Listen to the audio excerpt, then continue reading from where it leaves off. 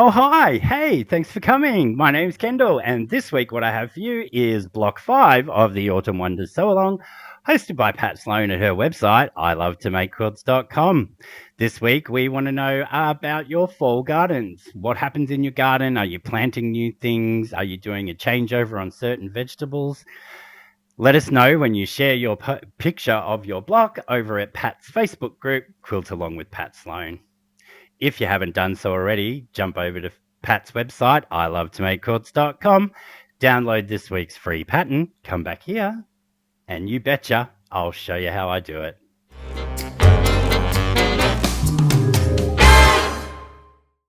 As always, we start with all of our pieces cut out as per the pattern. But in this instance, instead of the background rectangles and the 8 medium squares, I've replaced that with the pieces to do those flying geese units 4 at a time.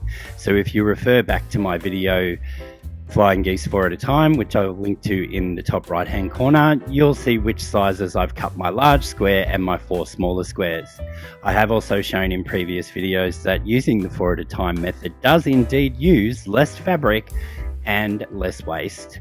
So we're going to go ahead with the 4 at a time method for those. So once again, all it is you omit the background rectangles and the 8 medium squares that are in the directions, and we cut it out using the 4 at a time method as shown in the video linked in the top right hand corner. To make the flying geese 4 at a time, you do, as you can see, need to commence with 1 large square and 4 smaller squares. On the back of the 4 smaller squares, we draw a diagonal line in one direction, corner to corner. We then line these up diagonally across our large square so that our drawn line makes a continuous line across the whole block. If it's off just a little bit, it doesn't matter because you can make up for that with the stitching. Once you've placed these 2 smaller squares on the large square, we're going to take that to the machine and stitch 1/4 inch on each side of the drawn line.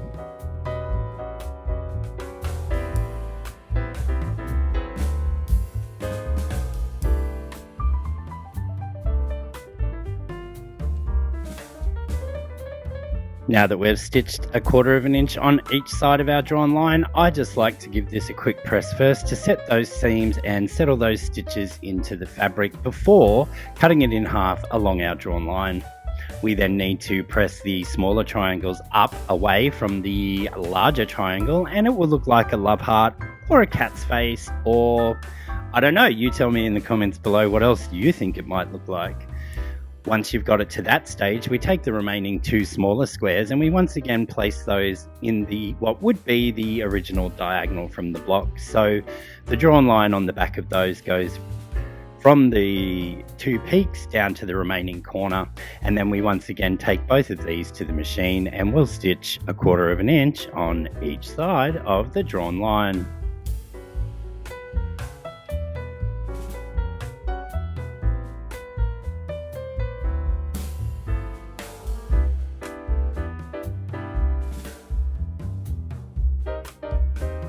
Now that this stitching is done, once again, I like to give it a quick press to just set those stitches before cutting it in half again on our drawn line, and again, pressing our little peaks up away from the center, and the pieces will now resemble a flying geese unit. But we need to do one more step with this method, and that is to trim them down.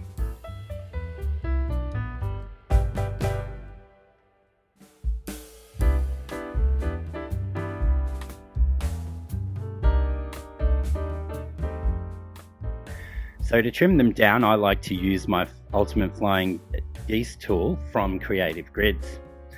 On the chart on the top left hand side of the ruler, it has all of the cutting sizes that you need, and it's based on the finished size of the block. So in this instance, we're looking for the reference line on our tool that lines up with a finished size of 3x6. We simply place the peak of the reference line from the tool inside the peak of our unit that's in front of us, and we trim the first 2 sides.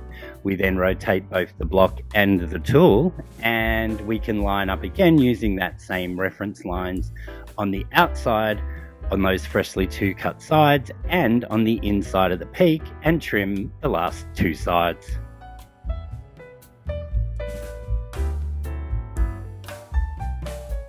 If you do not own the Ultimate Flying Geese tool, you can do this using a standard quilting ruler, and it is best to use a square. So I've got my 6.5-inch square here, and we just need to know a few things about this. That piece of fabric that forms the large triangle, that is still a straight edge that has come straight from the original square that we cut. We then know that we need this to be 6.5 inches wide and 3.5 inches high, unfinished.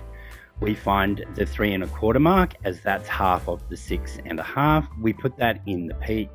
We also make sure that above that peak we have 1/4 of an inch. Knowing that the base of our large triangle is still a straight cut from our square, we make sure that it is straight along there, and we will trim the first 2 sides. Given that I'm using a 6.5-inch square in this case, I could trim all 3 sides, but you won't always have that size, so I'm not going to do that. We then rotate the block, and we can place our 3.5 by 6.5 on those freshly cut sides, and you will notice that the diagonal from the ruler, which is why I prefer a square, will line up exactly on that leg of the flying geese unit, so you know that everything's square and everything is correct. We'll then just trim away these last 2 sides. So whether you have the Ultimate Flying Geese tool or not, you should be able to go ahead now and trim flying geese till your heart's content. My preferred method is the Flying Geese tool, as it makes it easier and you don't have to do all of that thinking.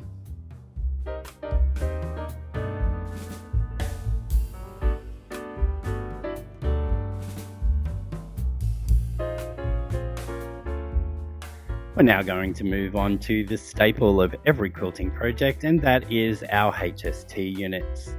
To do this, we'll take our 2 background squares and draw a diagonal line corner to corner in one direction. We'll then match these up with our gold squares, in my instance, with right sides together. We'll then take that to the machine, and we're going to stitch 1/4 of an inch on each side of the drawn line.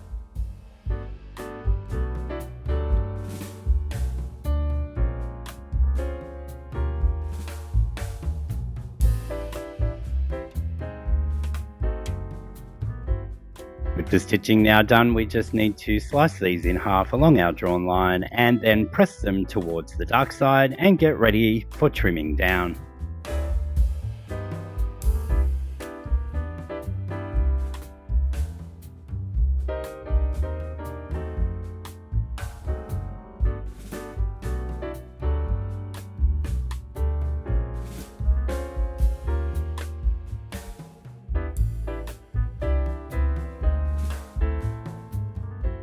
You can trim down your half square triangles in whichever is your preferred method. I always prefer to do it after they've been pressed, and that way for me it's just a little bit more accurate.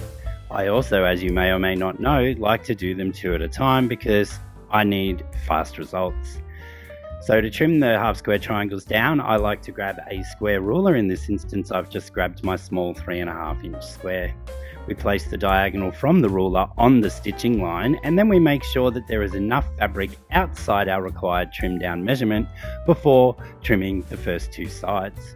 We then rotate our piece on the table in front of us very carefully with the 2 at a time method, and then we place our required trim down size, in this instance 2 inches, on those freshly cut sides and trim the last 2 sides. Easy peasy, lemon squeezy.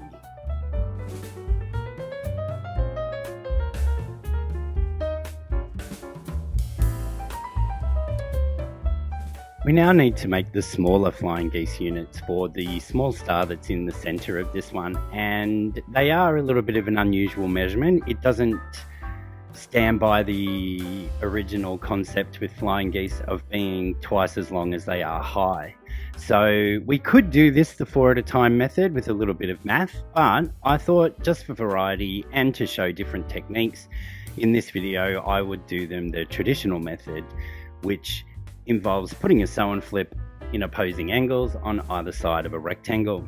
So for this, I'm going to use my folded corner clipper tool. We simply line this up on the 2-inch measurement of the tool on the little square that we've placed on top of our rectangle, and we trim away the excess before taking it to the machine and sewing our 1/4 inch. We'll then press these out towards that corner piece, and I'm going to do that on all 4.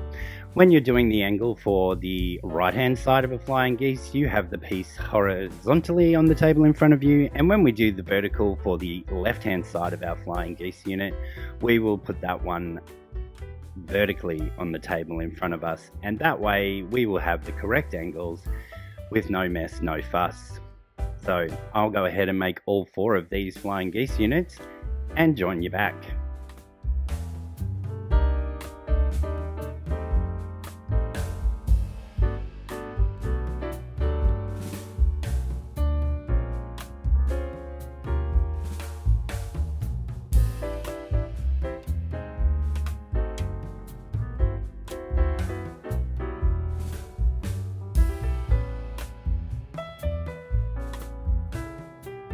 Just while you're watching through me doing this, and because you may have missed the sound of my voice, it's your friendly reminder to please like the video, share it with a friend that you think may be interested, subscribe if you haven't already done so, but most importantly, click that little notification bell so you won't miss any of my upcoming videos.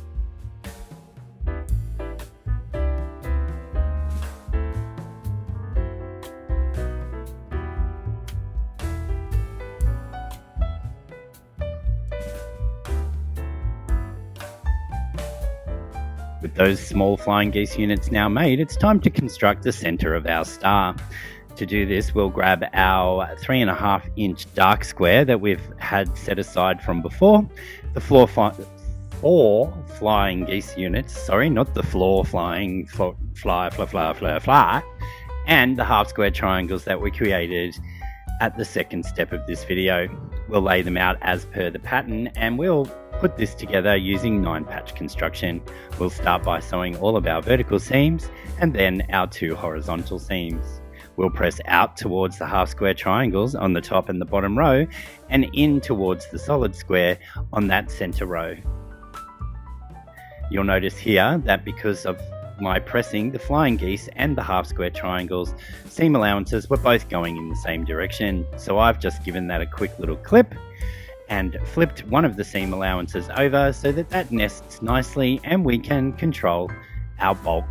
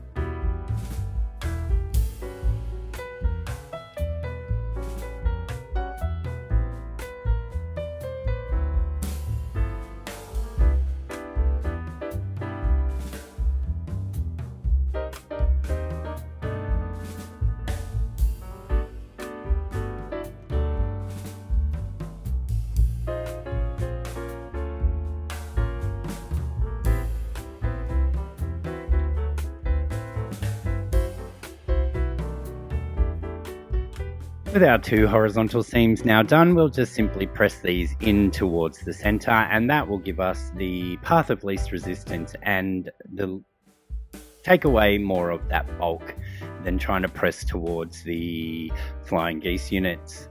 With that done, we now just need to make the outside of this block, which will also go together as a 9-patch. So we'll take our larger flying geese that we made at the beginning and the 4 remaining background squares and lay this out as per the inset in the top left hand corner. Once again, we'll start by sewing all of our vertical seams in, and then we'll have 3 rows, and we'll put those 3 rows together.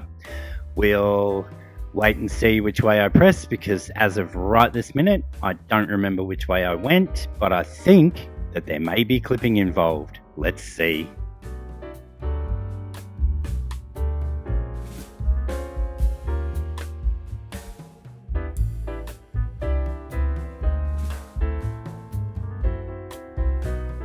Okay, due to the power of fast motion video, we didn't have to wait too long to find out. So it looks like I press to the solid squares on the top and the bottom row, and I do indeed press in towards the center on the center row, but flip that over, clip either side of that flying geese peak, and that way we can flip that in the opposite direction and we can control the bulk and it will all lay nice and flat. And you can see me doing that here now. Oh, didn't cut in far enough. Into but not past the stitching, folks. And then those outside pieces can go in towards the center and the flying geese peak goes in the opposite direction. For now, we're just finger pressing all of this, but once we add the other row, I'll use the iron and press it all in place.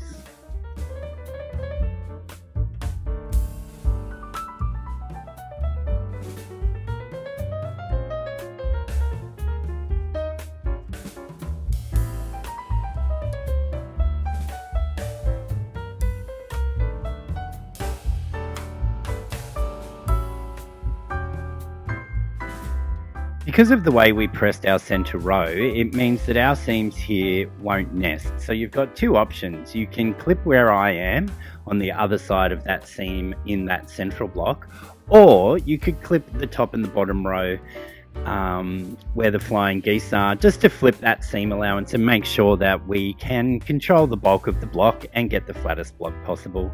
With these two additional clips done on this side, and I'll repeat it on the other side, we'll stitch this on and press, and our block will almost be done.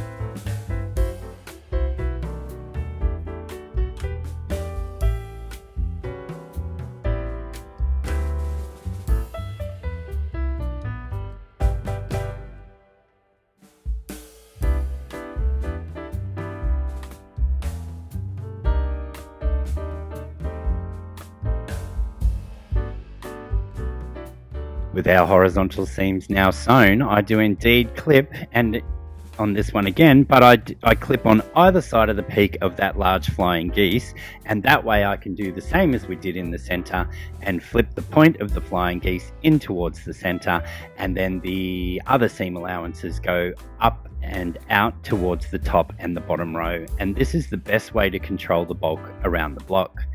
Now, I get people asking me all the time, does clipping the seams weaken the strength of the fabric?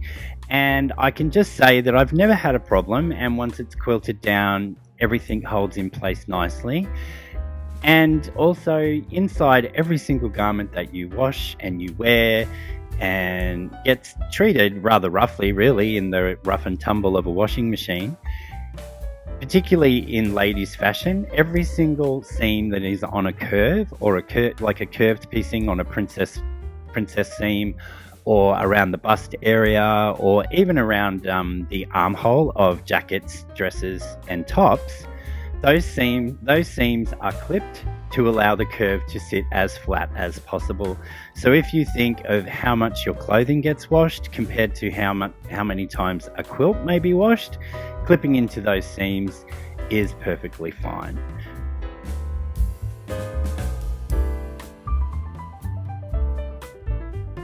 And with all that said, and the pressing now done, the block for this week is finished. Don't forget to share your completed block over at Pat's Facebook group, Quilt Along with Pat Sloan.